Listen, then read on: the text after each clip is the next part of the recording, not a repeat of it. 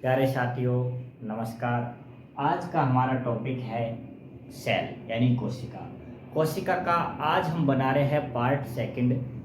Part first के अंदर दोस्तों हमने पढ़ा था कि एक जो कोशिका होती है उसकी जो चारों तरफ मेम्ब्रेन पाई जाती है, जिसको कि हम क्या बोलते हैं, सेल मेम्ब्रेन बोलते हैं या प्लाज्मा मेम्ब्रेन भी कहते हैं। प्लाज्मा मेम्ब्रेन के बारे में मैंने प्लाज्मा मेम्ब्रेन, न्यूक्लियस और साइटोप्लाज्म जो इसके अंदर होता है, साइटोप्लाज्म साइटोप्लाज्म न्यूक्लियस के बारे में, साइटोप्लाज्म के बारे में और सेल मेम्ब्रेन के बारे में हमने सेल के पार्ट फर्स्ट में पढ़ लिया है। आज हम पढ़ेंगे दोस्तों जो और अदर ऑर्गन्स हैं, ऑर्गेनल्स हैं, उनके बारे में स्टडी करते हैं। दोस्तों सबसे पहले बात करते हैं हम माइटोकॉन्ड्रिया के बारे में। जैसा कि आप लोग जानते हैं कि सेल के अंदर सबसे बड़ा ऑर्गन अगर कोई है, ऑर्गेनल्स है, तो वो है न्यूक्लियस। और न्यूक्लियस के बाद अगर कोई सेकंड नंबर का सेकंड लार्जेस्ट ऑर्गेनल्स है, वो हमारा माइटोकॉन्ड्रिया आता है। Mitochondria is a shoe shape structure. जैसे शूज होता है उस शेप का ये स्ट्रक्चर होती है। जो यूकैरियोटिक जो सेल होती है उसके अंदर माइटोकॉन्ड्रिया देखने को आपको मिलता है। यूकैरियोटिक सेल्स के अंदर माइटोकॉन्ड्रिया होता है, वो एटीपी प्रोडक्शन का काम करता है, इसलिए इसको power house of the cell बोलते हैं। लेकिन जो प्रोकैरियोटिक सेल होती है उनके अंदर एटीपी प्रोडक्शन का काम यानी एज ए माइटोकॉन्ड्रिया का काम वो मीजोसोम करता है। उसके बारे में हम बात यहाँ नहीं करते, हम बात करते हैं माइटोकॉन्ड्रिया की। तो mitochondria is a shoe shape structure, एक शू शेप की स्ट्रक्चर होती है, जैसे हमारा जूता होता है उस टाइप की एक स्ट्रक्चर होती है। It is A double membrane structure होती है। इसके अंदर इसकी बाहरी मेम्ब्रेन को हम आउटर मेम्ब्रेन बोलते हैं, और इसके अंदर जो सेकंड नंबर की इनर साइड में जो मेम्ब्रेन होती है उसको हम इनर मेम्ब्रेन बोलते हैं। इनर मेम्ब्रेन के अंदर प्यारे साथियों इस तरह से प्रोजेक्शन टाइप, मतलब एक तरह से इस तरह से हमें देखने को मिलते हैं, धसे हुए पार्ट ऐसे अंदर की साइड में मिलता है। इसी को हम क्रेस्टी बोलते हैं, क्रेस्टी। इसकी वजह से, क्रेस्टी की वजह से माइटोकॉन्ड्रिया का जो सरफेस है वो बढ़ जाता है, ये हमें याद रखना है। इसके अलावा दोस्तों इसके अंदर एक जेल लाइक सब्सटेंस होता है, फ्लूइड होता है, उसको हम मैट्रिक्स बोलते हैं। और इस मैट्रिक्स के अंदर राइबोसोम भी बिखरे हुए होते हैं। इसके अलावा दोस्तों माइटोकॉन्ड्रिया के अंदर एक पर्सनल अपना माइटोकॉन्ड्रियल डीएनए होता है, इसके बारे में भी हमें पता होना चाहिए। तो दोस्तों हम वन बाय वन एक एक स्ट्रक्चर के बारे में थोड़ा सा डीप स्टडी करते हैं। सबसे पहले बात करते हैं दोस्तों माइटोकॉन्ड्रिया की। तो माइटोकॉन्ड्रिया के बारे में, mitochondria are double membrane bound organelles responsible for energy production. यानी जो माइटोकॉन्ड्रिया होता है ये एनर्जी प्रोडक्शन के लिए रेस्पॉन्सिबल होता है। Mitochondria generate ATP due to their role in energy production. Mitochondria are called power house of cells. यानी माइटोकॉन्ड्रिया को हम कोशिका का शक्ति गृह कहते हैं, क्योंकि एटीपी का प्रोडक्शन माइटोकॉन्ड्रिया करता है। अगर हम सबसे बात करते हैं माइटोकॉन्ड्रिया की स्ट्रक्चर के बारे में, तो हम अब स्टडी करने जा रहे हैं स्ट्रक्चर्स ऑफ माइटोकॉन्ड्रिया। तो माइटोकॉन्ड्रिया में सबसे पहली बात करते हैं इसकी सराउंडिंग में जो मेम्ब्रेन है, जिसको हम आउटर मेम्ब्रेन बोलते हैं। तो outer membrane is smooth and permeable membrane. यानी जो आउटर मेम्ब्रेन होती है ये बिल्कुल स्मूथ होती है और परमिएबल मेम्ब्रेन होती है। परमेबल मेम्ब्रेन होती है जिसके थ्रू कोई भी मॉलिक्यूल्स होते हैं, स्पेशली स्मॉल मॉलिक्यूल्स, वो माइटोकॉन्ड्रिया से बाहर आ सकते हैं और माइटोकॉन्ड्रिया के अंदर जा सकते हैं। तो outer membrane is smooth and permeable membrane होती है टू स्मॉल मॉलिक्यूल्स, जो स्मॉल मॉलिक्यूल्स के लिए। फंक्शन क्या होता है आउटर मेम्ब्रेन का? तो सबसे पहली बात करते हैं outer membrane protect the mitochondrias and its content. जितने भी माइटोकॉन्ड्रिया होते हैं उनको प्रोटेक्ट करके रखती है कौन, आउटर मेम्ब्रेन। और माइटोकॉन्ड्रिया का अंदर जो कंटेंट होते हैं उनका प्रोटेक्शन भी ये आउटर मेम्ब्रेन करती है। सेकंड आता है, इसका फंक्शन आता है आउटर मेम्ब्रेन का, वो होता है मटेरियल एक्सचेंज लाइक प्रोटीन। जैसे इस मेम्ब्रेन के थ्रू मॉलिक्यूल्स मटेरियल का एक्सचेंज भी कराने में आउटर मेम्ब्रेन हेल्प करती है, हमें इतना याद रखना है दोस्तों। इसके बाद आती है हमारी सेकंड नंबर के लिए आती है इनर मेम्ब्रेन। तो inner membrane highly folded into crusty. Inner membrane होती है वो हाईली फोल्डेड होती है, और जो फोल्डेड होती है बीच बीच में, इनको हम बोलते हैं क्रस्टी बोलते हैं। और crusty increase inner surface of mitochondria का क्रस्टी के कारण इनर सरफेस बढ़ जाता है। इसके अलावा दोस्तों inner surface contains enzyme, electron transport chain, protein and ATP synthesis for energy production. यानी इनर मेम्ब्रेन होती है वो इस क्रस्टी की वजह से ये अपना सरफेस एरिया बढ़ा देती है क्रस्टी, इसकी वजह से ये प्रोटीन और एटीपी के प्रोडक्शन में आपकी इनर मेम्ब्रेन हेल्प करती है। तो दोस्तों हमारा दो कंप्लीट हुआ, आउटर मेम्ब्रेन और इनर मेम्ब्रेन। अब नेक्स्ट आता है इस इनर मेम्ब्रेन का जो पोर्शन क्रस्टी होता है, इसके बारे में पढ़ लेते हैं दोस्तों। Crusty is folded of inner membrane. Inner membrane जब फोल्ड होती है बीच बीच में, उसको हम क्या बोलते हैं, क्रस्टी बोलते हैं। तो crusty is folded of inner membrane. इसका फंक्शन की अगर हम बात करते हैं दोस्तों, तो क्रस्टी का फंक्शन आता है increase surface area for ATP production. यानी एटीपी प्रोडक्शन में के लिए जो सरफेस एरिया है वो क्रस्टी बढ़ा देती है, जिससे एटीपी का प्रोडक्शन ज्यादा कर पाता है कौन, माइटोकॉन्ड्रिया। इसके अलावा दोस्तों हम बात करते हैं, इसके बाद इसके अंदर माइटोकॉन्ड्रिया के अंदर एक जेल लाइक सब्सटेंस होता है जिसको हम मैट्रिक्स बोलते हैं। तो मैट्रिक्स के बारे में, matrix is a gel like substances inside the inner membrane. Inner membrane के अंदर मैट्रिक्स जेल लाइक सब्सटेंस होता है। अब इसके अंदर क्या होता है, मैट्रिक्स के अंदर दोस्तों एंजाइम होते हैं, माइटोकॉन्ड्रियल डीएनए होता है, राइबोसोम होता है और मॉलिक्यूल्स होते हैं, जो कि क्रेब्स साइकिल में उन मॉलिक्यूल्स का बहुत रोल होता है। इसके बाद दोस्तों हम बात करते हैं इस माइटोकॉन्ड्रिया के अंदर माइटोकॉन्ड्रियल डीएनए होता है, खुद का अपना पर्सनल डीएनए होता है, जो कि सर्कुलर डीएनए होता है। और जैसे बैक्टीरिया डीएनए होता है उसी टाइप का ये डीएनए, सेम बैक्टीरिया के अंदर जो डीएनए मिलता है वैसा ही डीएनए माइटोकॉन्ड्रिया के अंदर देखने को मिलता है। दोस्तों अगर हम बात करते हैं कि ये माइटोकॉन्ड्रियल डीएनए होता है, ये क्या काम करता है, तो माइटोकॉन्ड्रियल डीएनए होता है वो अपनी खुद की प्रोटीन बनाने में हेल्प करता है। यानी ऐसे बोल सकते हैं हम प्रोड्यूस ओवन प्रोटीन एंड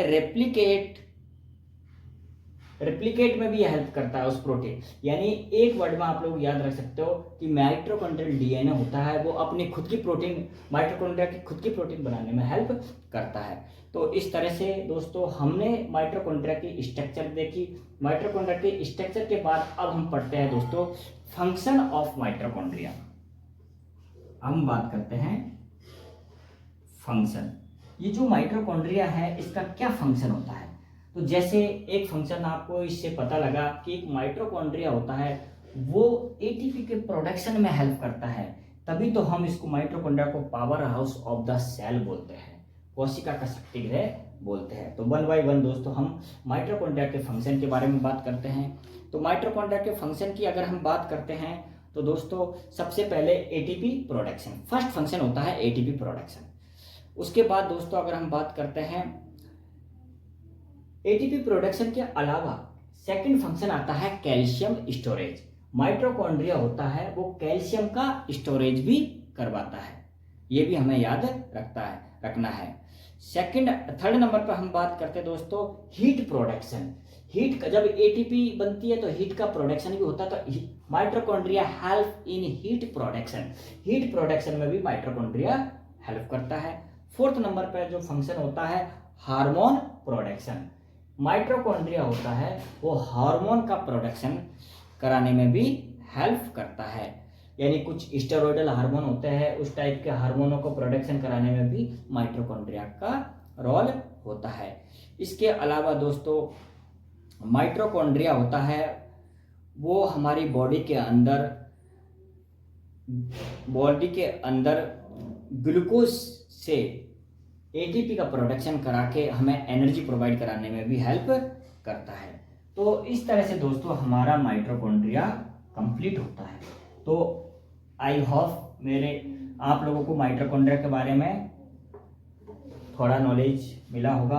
अब हम बात करते हैं दोस्तों माइटोकॉन्ड्रिया के बाद नेक्स्ट हमारा सेल ऑर्गेनल्स आता है, जो हमारा ये एंडोप्लाज्मिक रेटिकुलम, एंडोप्लाज्मिक रेटिकुलम होता है, उसको हम सेल का स्केलेटल सिस्टम भी बोल सकते हैं, क्योंकि सेल को स्केलेटल जैसा सपोर्ट अगर कोई प्रोवाइड करता है वो एंडोप्लाज्मिक रेटिकुलम करता है। आप लोग जानते हैं कि एंडोप्लाज्मिक रेटिकुलम जिसका जो कि न्यूक्लियर मेम्ब्रेन से अटैच रहता है, और एंडोप्लाज्मिक रेटिकुलम भी दो टाइप्स की होती है, जैसे कि स्मूथ एंडोप्लाज्मिक रेटिकुलम और rough endoplasmic reticulum. Smooth endoplasmic reticulum के ऊपरी सरफेस पर कोई भी राइबोसोम नहीं अटैच होते हैं, जिसकी वजह से उसका अपीयरेंस होता है वो स्मूथ होता है। और दूसरी होती है रफ एंडोप्लाज्मिक रेटिकुलम, उसके बारे में भी हम डिस्कस करेंगे कि रफ के अंदर जो इसकी सरफेस के ऊपर क्या होता है राइबोसोम अटैच होता है, जिसकी इसका अपीयरेंस होता है वो रफ टाइप का होता है, जो कि राइबोसोम होते हैं वो क्या करते हैं प्रोटीन सिंथेसिस में हेल्प करते हैं। तो हम इसके फंक्शन के बारे में भी जानेंगे वन बाय वन। जैसे आप लोग देख रहे हो इस टाइप की जो स्ट्रक्चर है हमें जो दिखाई दे रही है, ये जो हमारी स्ट्रक्चर्स है ये हमारी क्या है एंडोप्लाज्मिक रेटिकुलम है। अगर इसकी सरफेस पर इस तरह से जो राइबोसोम जड़े रहे तो हम उसको रफ एंडोप्लाज्मिक रेटिकुलम बोलते हैं, और अगर स्मूथ वाली में ये राइबोसोम अटैच नहीं होंगे। तो वन बाय वन दोस्तों हम इस एंडोप्लाज्मिक रेटिकुलम के बारे में भी जानते हैं। सबसे पहले बात करते हैं एंडोप्लाज्मिक रेटिकुलम। एंडोप्लाज्मिक रेटिकुलम को हम स्केलेटल ऑफ द सेल भी बोलते हैं, ये भी हमें याद रखना है। Endoplasmic reticulum is a network of membranes present in the cytoplasm of eukaryotic cells, यानी जो एंडोप्लाज्मिक रेटिकुलम होता है ये एक प्रकार की मेम्ब्रेन्स टाइप की स्ट्रक्चर होती है जो सेल के साइटोप्लाज्म के अंदर प्रेजेंट होती है। Endoplasmic reticulum play crucial role in the synthesis, folding, modification and transport of protein and lipids, यानी ऐसे बोल सकते हैं हम हमारा जो एंडोप्लाज्मिक रेटिकुलम होता है वो प्रोटीन्स के और लिपिड्स के सिंथेसिस कराने में और उनको ट्रांसपोर्ट कराने में भी हेल्प करता है। कौन? Endoplasmic reticulum. प्यारे साथियों, एंडोप्लाज्मिक रेटिकुलम होता है वो न्यूक्लियर मेम्ब्रेन से अटैच होता है, इसका एक एंड, और दूसरा एंड होता है वो साइटोप्लाज्म के अंदर रहता है, एक एंड न्यूक्लियर मेम्ब्रेन के साथ अटैच होता है। इसी तरह से दोस्तों अगर हम टाइप की बात करते हैं तो एंडोप्लाज्मिक रेटिकुलम दो टाइप की होती है, रफ एंडोप्लाज्मिक रेटिकुलम और स्मूथ एंडोप्लाज्मिक रेटिकुलम। अब हम सबसे पहले जानते हैं दोस्तों, सबसे पहले अगर हम दोस्तों बात करते हैं रफ की, rough endoplasmic reticulum. Rough endoplasmic जो रेटिकुलम होती है इसकी सरफेस के ऊपर क्या होते हैं राइबोसोम होते हैं, जिसकी वजह से इसका अपीयरेंस होता है वो रफ होता है। इसका अगर हम फंक्शन बात करते हैं प्यारे साथियों, तो हम ये बोल सकते हैं कि रफ एंडोप्लाज्मिक रेटिकुलम प्रोटीन का सिंथेसिस करवाती है, प्रोटीन का फोल्डिंग करवाती है, प्रोटीन का मॉडिफिकेशन करवाती है और प्रोटीन को ट्रांसपोर्टिंग करने का काम रफ एंडोप्लाज्मिक रेटिकुलम करती है। इसके बाद अगर हम बात करते हैं स्मूथ एंडोप्लाज्मिक रेटिकुलम, जो स्मूथ एंडोप्लाज्मिक रेटिकुलम होती है, इसके अगर हम स्ट्रक्चर की बात करते हैं तो इसके ऊपर किसी भी प्रकार का राइबोसोम अटैच नहीं होते हैं। इसकी वजह से इसका जो अपीयरेंस होता है वो स्मूथ होता है। इसके फंक्शन की बात करते हैं, स्मूथ एंडोप्लाज्मिक रेटिकुलम होता है वो लिपिड और स्टेरॉइड जो हार्मोन्स होते हैं उनके सिंथेसिस में हेल्प करती है, डिटॉक्सिफिकेशन में हेल्प करती है और कैल्शियम के स्टोर में हेल्प करती है और कार्बोहाइड्रेट मेटाबॉलिज्म में भी हेल्प करती है। तो इस तरह से दोस्तों जो हमारी यानी आप कॉमन याद रख सकते हो कि रफ एंडोप्लाज्मिक रेटिकुलम होती है, ये प्रोटीन सिंथेसिस में स्पेशल हेल्प कर रही है। स्मूथ प्रोटीन सिंथेसिस के अलावा लिपिड्स और स्टेरॉइड हार्मोन के सिंथेसिस में, डिटॉक्सिफिकेशन में और कार्बोहाइड्रेट के मेटाबॉलिज्म में भी हेल्प करती है। तो इस तरह से दोस्तों हम ये याद रख सकते हैं कि जो हमारी स्मूथ एंडोप्लाज्मिक रेटिकुलम होगी वो कहाँ पे प्रेजेंट होगी, जहाँ पे लिपिड्स का सिंथेसिस हो और डिटॉक्सिफिकेशन हो, जैसे लीवर सेल और muscular cell sorry and gland cells, उनके अंदर आपको स्मूथ एंडोप्लाज्मिक रेटिकुलम देखने को मिलेगी। इस तरह से दोस्तों हमारा 2 सेल ऑर्गेनल्स कंप्लीट हुआ। एक हुआ हमारा माइटोकॉन्ड्रिया, सेकंड नंबर का हमारा हुआ एंडोप्लाज्मिक रेटिकुलम। एंडोप्लाज्मिक रेटिकुलम का फंक्शन याद रख सकते हो, एक वर्ड में synthesis protein and lipids, protein और लिपिड्स का सिंथेसिस कराने में एंडोप्लाज्मिक रेटिकुलम हेल्प करती है, इतना आप लोग याद रख सकते हैं। और माइटोकॉन्ड्रिया की बात करते हैं तो माइटोकॉन्ड्रिया आपका एटीपी एनर्जी प्रोडक्शन में हेल्प करता है। इसके साथ दोस्तों थर्ड नंबर पर हमारा आता है टॉपिक सेल ऑर्गेनल्स, आता है राइबोसोम। राइबोसोम की अगर हम बात करते हैं, सब लोग जानते हैं कि राइबोसोम्स एक प्रोटीन फैक्ट्री सेल के अंदर एक ऐसा ऑर्गन है, एक ऐसा ऑर्गेनल्स है जो प्रोटीन सिंथेसिस का काम करता है, जिसको प्रोटीन फैक्ट्री के नाम से भी जानते हैं। तो दोस्तों आज हम राइबोसोम के बारे में भी जानते हैं। राइबोसोम होता है, राइबोसोम और आर स्मॉल, राइबोसोम होता है वो स्मॉल है, छोटा होता है, नॉन मेम्ब्रेनस, कोई भी इसके ऊपर कोई मेम्ब्रेन नहीं होती है। It is responsible for protein synthesis in human cell, human cell के अंदर राइबोसोम होता है वो प्रोटीन सिंथेसिस कराने में हेल्प करता है। दोस्तों राइबोसोम होता है वो प्रोकैरियोटिक सेल और यूकैरियोटिक सेल, दोनों प्रकार की सेल्स के अंदर राइबोसोम मिलता है। बट उसके जैसा कि आप लोग जानते हो कि जो प्रोकैरियोटिक सेल होती है उसमें 70S टाइप का राइबोसोम होता है और जो यूकैरियोटिक सेल्स होती है उसमें 80S टाइप का राइबोसोम देखने को मिलता है। अब हम बात करते हैं कि जो राइबोसोम की स्ट्रक्चर्स की बात करते हैं, तो स्ट्रक्चर की अगर बात करते हैं तो ribosome are composed of ribosomal RNA and protein. जो राइबोसोम होता है वो प्रोटीन और राइबोसोमल आरएनए से मिलकर बना होता है। इसकी 2 यूनिट होती है, सब यूनिट बोलते हैं इनको। एक होती है लार्ज सब यूनिट, जो ऊपर वाली होती है वो लार्ज सब यूनिट होती है और नीचे वाली होती है वो स्मॉल सब यूनिट होती है। इस तरह से जो राइबोसोम होता है वो 2 यूनिटों से मिलकर बना होता है। ये लार्ज सब यूनिट होती है, ये स्मॉल सब यूनिट होती है, सब यूनिट होती है। तो इस तरह से जो लार्ज सब यूनिट होती है वो क्या होती है, वो 60s की होती है और स्मॉल होती है वो 40s की होती है। अगर हम इनको बोलते हैं एक वर्ड में तो हम बोलते हैं कि जो यूकैरियोटिक सेल्स होती है उसमें 80s टाइप का राइबोसोम देखने को मिलता है। राइबोसोम की वजह से ही हमारे सेल्स के अंदर प्रोटीन का सिंथेसिस होता है और प्रोटीन होती है वो हमारी सेल्स के अंदर रिपेयर का काम करने का, सेल मेम्ब्रेन बनाने का सब में हेल्प करती है।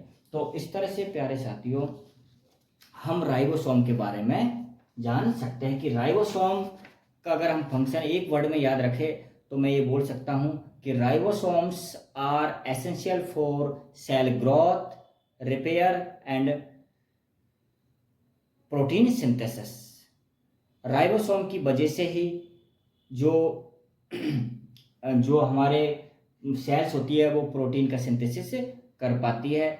और साथियों आप लोग जैसा जानते हैं कि राइबोसोम्स भी दो टाइप का होता है, राइबोसोम भी दो टाइप का राइबोसोम होता है। जैसा कि साइटोप्लाज्म में इस तरह से राइबोसोम बिखरा हुआ होता है, तो इसको हम जो बोलते हैं वो हम फ्री राइबोसोम बोलते हैं, इसको हम फ्री राइबोसोम बोलते हैं जो साइटोप्लाज्म के अंदर इस टाइप से बिखरा होता है।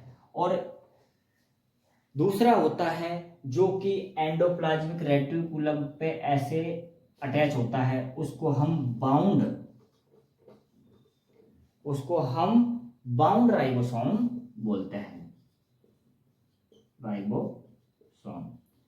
तो प्यारे साथियों राइबोसोम दो प्रकार का होता है, फ्री राइबोसोम जो साइटोप्लाज्म में ऐसे बिखरा रहता है इस टाइप से, और बाउंड राइबोसोम होता है वो किसी भी, जैसे हमने बात करते हैं जो एंडोप्लाज्मिक रेटिकुलम्स होता है, इस एंडोप्लाज्मिक रेटिकुलम के सरफेस पर जो स्पेशली रफ एंडो सरफेस पर इस तरह से अटैच होता है तो उसको हम बाउंड राइबोसोम कहते हैं। अगर हम बात करते हैं जो फ्री राइबोसोम होता है वो साइटोप्लाज्म में होता है और इसका काम स्पेशली अगर हम बात करते हैं तो सेल के अंदर प्रोटीन सिंथेसिस करना होता है। उसी तरह से जो बाउंड राइबोसोम होता है वो रफ एंडोप्लाज्मिक रेटिकुलम पर अटैच होता है और इसका काम होता है प्रोटीन सिंथेसिस के साथ साथ में ये सिक्रेशन कराने का काम भी करते हैं। यानी इस तरह के जो राइबोसोम्स होते हैं वो हमारी बॉडी के अंदर एंजाइम्स, हार्मोन जहाँ ज़्यादा मिलते हैं वहाँ पे ज़्यादा देखने को मिलेंगे। अगर हम बात करते हैं फंक्शन ऑफ राइबोसोम की तो सबसे पहले अगर हम बात करते हैं अब आता है हमारा फंक्शन ऑफ राइबोसोम। प्यारे साथियों राइबोसोम का फंक्शन हम तो फर्स्ट फंक्शन होता है प्रोटीन सिंथेसिस का। राइबोसोम का फर्स्ट फंक्शन आता है प्रोटीन सिंथेसिस कराने का। राइबोसोम होता है वो प्रोटीन सिंथेसिस करवाने में हेल्प करता है और प्रोटीन हमारी बॉडी के ग्रोथ के लिए, बॉडी की रिपेयर के लिए बहुत जरूरी होती है। इसी तरह से सेकंड फंक्शन आता है एंजाइम प्रोडक्शन का। राइबोसोम होता है वो एंजाइम प्रोडक्शन में भी हेल्प करता है। और इसके अलावा थर्ड नंबर का फंक्शन आता है पॉलीपेप्टाइड चेन फॉर्मेशन।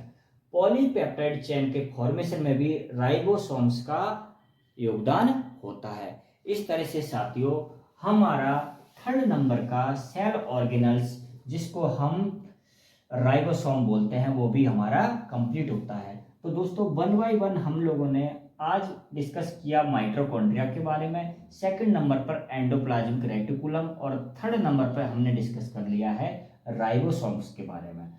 अब प्यारे साथियों इसके बाद हम डिस्कस करेंगे गोल्जी बॉडी। फोर्थ नंबर का सेल ऑर्गेनल है गोल्जी बॉडी जिसको गोल्जी अपैरेटस के नाम से भी जानते हैं, जिसकी खोज के बारे में छोड़ते हैं दोस्तों, कैमिलियो गोल्जी ने की थी, उसको रहने दो कोई बात नहीं। हम बात करते हैं गोल्जी बॉडी की। गोल्जी बॉडी की स्ट्रक्चर देखते हैं तो दोस्तों इस टाइप से ट्यूब जैसी जो स्ट्रक्चर दिख रही है आपको, ऐसे बहुत सारी ट्यूब्स ऐसे घूम घूम के ऐसे बना रही है जो स्ट्रक्चर, इसी को हम क्या बोलते हैं दोस्तों, गोल्जी बॉडी बोलते हैं। गोल्जी बॉडी का क्या फंक्शन होता है दोस्तों? जो प्रोटीन और लिपिड्स का जो सिंथेसिस इस एंडोप्लाज्मिक रेटिकुलम के अंदर हुआ था और उसको ट्रांसपोर्ट करने का काम गोल्जी बॉडी करती है। बस हमें और इसके बारे में और ज़्यादा डिटेल के बारे में और पढ़ लेते हैं। प्यारे साथियों, Golgi body is a membrane bounded organs found in eukaryotic cell. Golgi body होता है, इसका काम की अगर हम बात करते हैं, Golgi body play a crucial role in modifying, sorting, packaging and transporting protein lipids receive from endoplasmic reticulum. यानी जो गोल्जी बॉडी होता है वो क्या करता है? गोल्जी बॉडी का काम होता है कि जो एंडोप्लाज्मिक रेटिकुलम प्रोटीन का सिंथेसिस कर, इसके अंदर जो प्रोटीन का सिंथेसिस हो रहा है, लिपिड्स का सिंथेसिस हो रहा है, कुछ एंजाइम्स बन रहे हैं, इस तरह से उन चीज़ों को ये मतलब लेके और ट्रांसपोर्टिंग करने का काम का जो होता है वो हमारी गोल्जी बॉडी का ही होता है। तो ये हम याद कर सकते हैं। इसके बाद अगर हम दोस्तों बात करते हैं कि Golgi body is essential for cell secretion, membrane formation and lysosome production. Golgi body की वजह से ही लाइसोसोम का प्रोडक्शन भी होता है, कोई भी सेल्स अपना सिक्रेशन कर पाती है, और मेम्ब्रेन, किसी भी ऑर्गन्स की मेम्ब्रेन बनाने में भी गोल्जी बॉडी, आउटर मेम्ब्रेन बनाने में भी गोल्जी बॉडी अपना योगदान देती है। तो ये भी हम याद कर सकते हैं। अगर प्यारे साथियों गोल्जी बॉडी की स्ट्रक्चर की अगर हम बात करते हैं तो थोड़ा सा हम इसकी स्ट्रक्चर जान लेते हैं कि किस टाइप से गोल्जी बॉडी होती है। प्यारे साथियों, जैसे ये गोल्जी बॉडी है,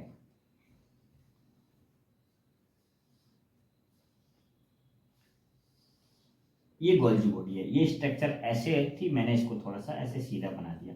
तो गोल्जी बॉडी इस तरह से ट्यूब लाइक मेम्ब्रेन स्ट्रक्चर होती है, ऐसे इसमें बहुत सारे ट्यूब ऐसे मिलके ऐसे स्ट्रक्चर बनाती है। तो स्ट्रक्चर की अगर हम बात करते हैं तो Golgi body is made up of flattened, stacked and pouch called cisternae. यानी गोल्जी बॉडी की जो ये इस तरह की चपटी और जो घुमावदार नलिया जो बनाती है, इस स्ट्रक्चर को हम सिस्टर्नी बोलते हैं। STARNAE, सिस्टर्नी बोलते हैं। ये जो स्ट्रक्चर है, ये इस टाइप की जो फ्लैटेड स्ट्रक्चर होती है, जो ट्यूब लाइक स्ट्रक्चर होती है, इनको हम क्या बोलते हैं? सिस्टर्नी बोलते हैं। ये भी हमें याद रखना है। इसके अलावा दोस्तों, सिस्टर्नी के अलावा अगर हम बात करते हैं, इसमें मेन 3 रीजन होते हैं। देखो, एक रीजन ये हो गया, एक ये हो गया, एक ये हो गया। तो गोल्जी बॉडी के अंदर 3 रीजन होते हैं। तो पहला रीजन जो सबसे ऊपर वाला होता है, इसको हम सिस गोल्जी नेटवर्क बोलते हैं। इसको हम बोल सकते हैं सिस गोल्जी नेटवर्क,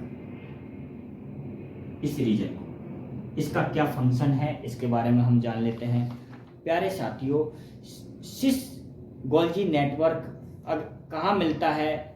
सिस गोल्जी नेटवर्क होता है, ये एंडोप्लाज्मिक रेटिकुलम के पास में मिलता है। ये जो वाला एरिया है वो एंडोप्लाज्मिक रेटिकुलम के साथ में ये अटैच रहता है, ये वाला एरिया होता है। काम क्या होता है? ये जो प्रोटीन्स और लिपिड्स जो एंडोप्लाज्मिक रेटिकुलम के अंदर प्रोटीन और लिपिड जो बनती है, उसको लेने का काम, उससे रिसीव करने का काम आपका सिस गोल्जी नेटवर्क करता है, ये वाला पोर्शन। अब हम बात करते हैं सेकंड वाला पोर्शन। सेकंड वाला पोर्शन को मीडियल गोल्जी नेटवर्क बोलते हैं। मीडियल गोल्जी नेटवर्क बोलते हैं, जो सिस गोल्जी नेटवर्क के जस्ट नीचे होता है और बीच में होता है, इसलिए इसको मीडियल गोल्जी नेटवर्क बोलते हैं। मीडियल गोल्जी नेटवर्क कहाँ होता है? ये बिल्कुल मिडिल रीजन में पाया जाता है। और काम क्या होता है? इसका फंक्शन होता है मॉडिफाइंग प्रोटीन्स, प्रोटीन को मॉडिफाई करता है और लिपिड्स को भी मॉडिफाई करता है। और मॉडिफाई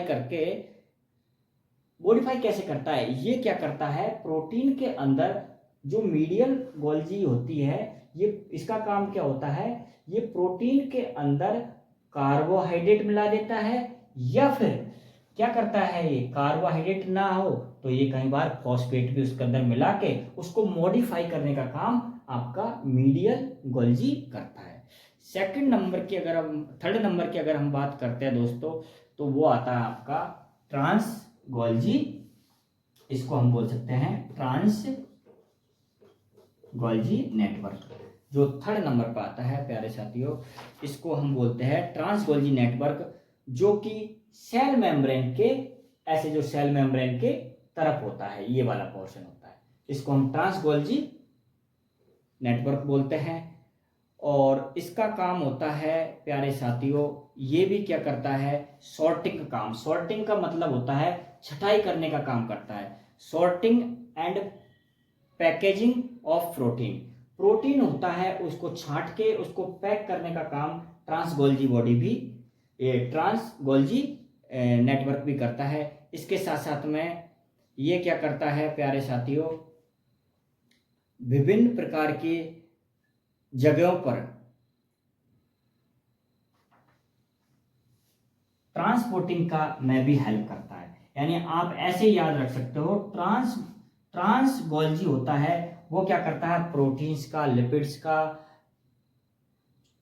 लिपिड्स को सेलेक्ट करके छांट के इसके अंदर ले लेता है, और उसको ट्रांसपोर्टिंग का काम आपका ट्रांस गोल्जी अपैरेटस का ये ट्रांस गोल्जी नेटवर्क करता है। तो प्यारे साथियों, आप लोगों ने गोल्जी बॉडी के बारे में भी इतना, इसकी स्ट्रक्चर के बारे में जाना। अब हम आगे डिस्कस करते हैं function of the Golgi body.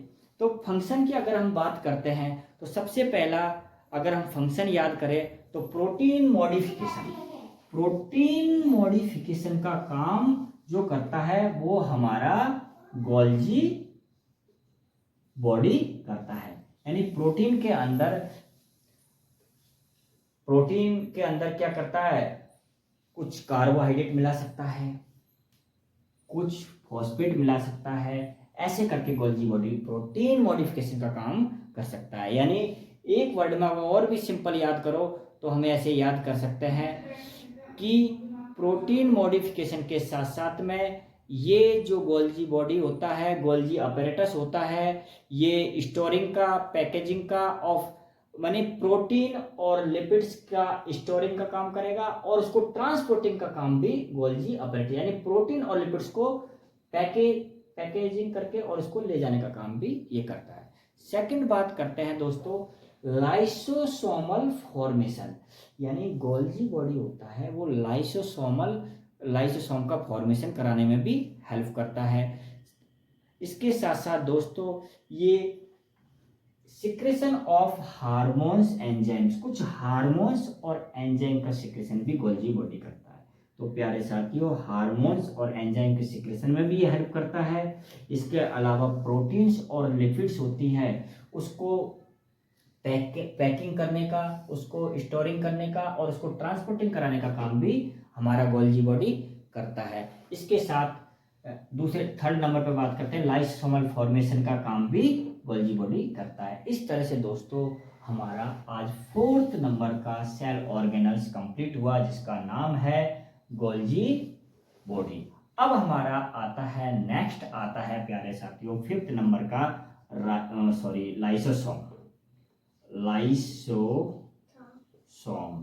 Lysosome जो कि इस टाइप से होता है, एक बैग लाइक स्ट्रक्चर होती है जिसके अंदर बहुत सारे ऐसे लगभग 50 से ज़्यादा एंजाइम्स होते हैं जो अलग अलग प्रकार के प्रोटीन, कार्बोहाइड्रेट, इन सब के मेटाबॉलिज्म में हेल्प करते हैं, और हमारी बॉडी के अंदर कुछ ऐसे माइक्रो ऑर्गेनिज्म चल जाए सेल के अंदर, उसको डिस्ट्रॉय करने का काम, उनको फेगोसाइट्स उनको नष्ट करने का काम, उनको निगलने का काम भी लाइसोसोम होता है। इस तरह से अगर हम बात करते हैं लाइसोसोम की, तो सबसे पहले बात करते हैं lysosomes are bounded organ. Lysosomes क्या होता है, एक घिरा हुआ मेम्ब्रेन से यानी lysosome are membrane bounded organs होता है, जो एक मेम्ब्रेन से घिरा हुआ होता है।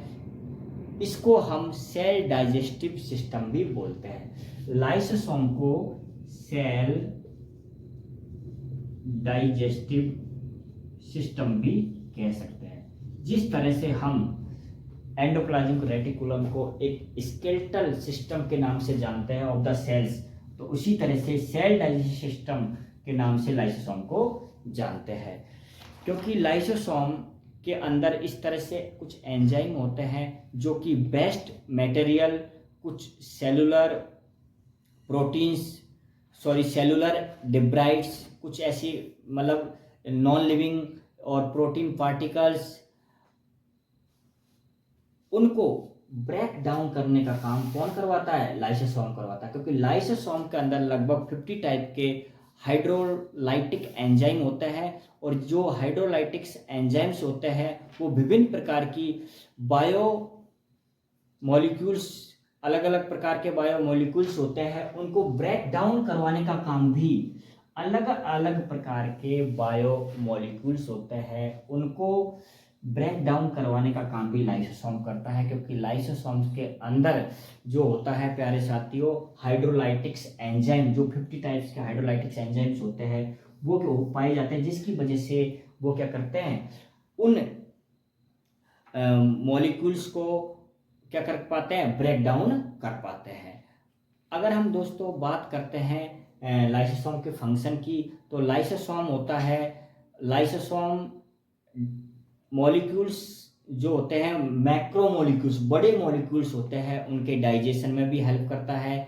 इसके साथ साथ ये फैगोसाइटोसिस का में भी हेल्प करता है, और सेल को डिफेंस देने का काम भी लाइसोसोम करता है। क्योंकि अगर कोई माइक्रो ऑर्गेनिज्म सेल के अंदर पहुंच जाता है, उसको मार देगा ये कौन? लाइसोसोम, और उसको निगल भी जाता है, नष्ट करने का काम भी लाइसोसोम करता है। तो प्यारे साथियों, लाइसोसोम के अंदर अलग अलग प्रकार के एंजाइम होते हैं, वो जो कि प्रोटीन्स, कार्बोहाइड्रेट्स, फैट, उनके मेटाबॉलिज्म में भी हेल्प करते हैं। जैसे अगर हम बात करते हैं, एक प्रोटीएज एंजाइम होता है, प्रोटीएज एंजाइम क्या करता है? Break down protein into amino acids, यानी प्रोटीएज एंजाइम होता है। इस प्रोटीएज एंजाइम की वजह से ही प्रोटीन होती है, वो क्या करती है? अमाइनो एसिड्स के अंदर प्रोटीन का ब्रेक डाउन हो जाता है। इसी तरह से दोस्तों लाइपेज एंजाइम होता है, और लाइपेज एंजाइम की वजह से ही लिपिड्स होता है, उसका क्या होता है? फैटी एसिड के अंदर ब्रेक डाउन हो जाता है। उसी तरह से दोस्तों ग्लाइकोसाइड्स एंजाइम होता है, जो कि कार्बोहाइड्रेट को सिंपल कार्बोहाइड्रेट में बदलने में, यानी सिंपल शुगर में बदलने में हेल्प करता है। इस तरह से कई प्रकार के इसके अंदर एंजाइम होते हैं, किसके अंदर? लाइसोसोम के अंदर। उसके बारे में भी हमने, जैसे प्रोटीएज एंजाइम है ना, आप लोग याद रख सकते हो। अगर याद नहीं रहता तो main function of the lysosome होता है, वो आपकी बॉडी के अंदर विभिन्न प्रकार के कुछ ऐसे फैगोसाइटोसिस का काम, और कुछ ऐसे माइक्रो मॉलिक्यूल्स होते हैं, कुछ ऐसे उनको डिस्ट्रॉय करने का काम भी, अगर कोई ऑर्गेनिज्म बॉडी के अंदर चला गया उसको डिस्ट्रॉय करने का काम भी लाइसोसोम करता है। इसके साथ साथ दोस्तों जो हमारा साइटोप्लाज्म होता है, उसमें mitochondria, endoplasmic reticulum, ribosome, lysosome, Golgi body, vacuoles,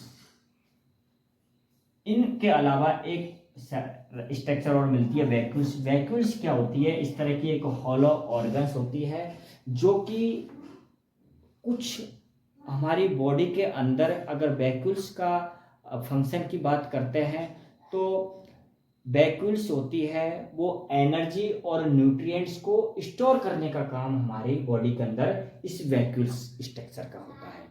इसके साथ साथ में जो वैक्यूल्स होती है प्यारे साथियों, जो हमारी बॉडी के अंदर बेस्ट प्रोडक्ट होता है, उसको डिस्पोज करने का काम भी वैक्यूल करते हैं, और डिटॉक्सिफिकेशन का काम भी हमारे वैक्यूल्स हेल्प करते हैं। इसके साथ साथ सेल के अंदर जो प्रोटीन्स होती है उसको डाइजेशन कराने में भी हेल्प करता है हमारा वैक्यूल्स। इसके साथ साथ दोस्तों एक साइटोप्लाज्म के हम अगर और दूसरी बात करते हैं, हमारे मेन सेल ऑर्गेनल्स कंप्लीट होते हैं, जो हमने आपको बताए थे, mitochondria, endoplasmic reticulum, ribosome, lysosome और गोल्गी बॉडी, वैक्यूल्स, है ना। इनके साथ साथ में कई प्रकार की सेल के अंदर सीलिया एंड फ्लैजिला भी प्रेजेंट होते हैं। सीलिया और फ्लैजिला होते हैं, इनका दोस्तों फंक्शन की अगर हम बात करते हैं, ये क्या होता है? Cilia and flagella is a hair like structures present on the cells. Cell के ऊपर हेयर लाइक स्ट्रक्चर्स होती है जो सेल के अंदर पाई जाती है। और इसकी बात करते हैं, इसका अगर फंक्शन की बात करते हैं सीलिया और फ्लैजेला की, तो सीलिया और फ्लैजेला होते हैं वो सेलुलर लोकोमोशन में, यानी सेल्स के मूवमेंट कराने में सीलिया और फ्लैजिला का रोल होता है। इसके साथ साथ दोस्तों सेंसरी फंक्शन भी करवाते हैं, सीलिया फ्लैजिला होते हैं। इसके अलावा दोस्तों फ्लूइड का मूवमेंट कराने में भी सीलिया का रोल होता है, और डेवलपमेंटल रोल भी सीलिया और फ्लैजिला का माना जाता है। प्यारे साथियों, लास्ट हमारा सेल ऑर्गेनल्स अगर कुछ बचता है तो वो हमारा आता है सेंट्रोसोम, जो कि सेल डिवीजन में काफ़ी अच्छा रोल प्ले करता है। सेंट्रोसोम की अगर प्यारे साथियों स्ट्रक्चर देखते हो तो इस तरह से सेंट्रोसोम की स्ट्रक्चर्स होती है। इस तरह से हम याद कर सकते हैं दोस्तों, थोड़ा सा सेंट्रोसोम्स की स्ट्रक्चर इस तरह से सेल्स के अंदर सेल के साइटोप्लाज्म के अंदर सेंट्रोसोम भी प्रेजेंट होता है। और जो सेंट्रोसोम होता है इसके अंदर जो स्ट्रक्चर होती है इसको हम सेंट्रियोल्स बोलते हैं। ये जो होते हैं वो सेंट्रियोल्स कहते हैं, जो इस तरह के बंडल लाइक स्ट्रक्चर है ये सेंट्रियोल्स होता है। बाकी ये पूरी स्ट्रक्चर हम सेंट्रोसोम की होती है। अगर हम बात करते हैं सेंट्रोसोम के फंक्शन के बारे में, तो सेंट्रोसोम जो होता है वो हमारे सेल की शेप को मेंटेन करने में भी हेल्प करता है। इसके साथ साथ में दोस्तों ये ट्रांसपोर्टिंग में भी हेल्प करता है, और सेल डिवीजन में इसका बहुत अच्छा योगदान होता है सेंट्रोसोम का। और साथ में जो सीलिया और फ्लैजिला होता है इनके फॉर्मेशन में भी सेंट्रोसोम का बहुत अच्छा योगदान है। तो इस तरह से अगर मेन इसका रोल बात करते हैं सेंट्रोसोम का, तो सेल डिवीजन में इसका सेंट्रोसोम का एक इम्पोर्टेंट रोल होता है। प्यारे साथियों, इस तरह से हमारा सेल का सेकंड पार्ट कंप्लीट हुआ, और जिसके अंदर हमने ये सारी स्ट्रक्चर्स के बारे में जाना। आई होप आप लोगों को मेरा वीडियो अच्छा लगा, और मेरे वीडियो को देखने के लिए बहुत बहुत थैंक यू।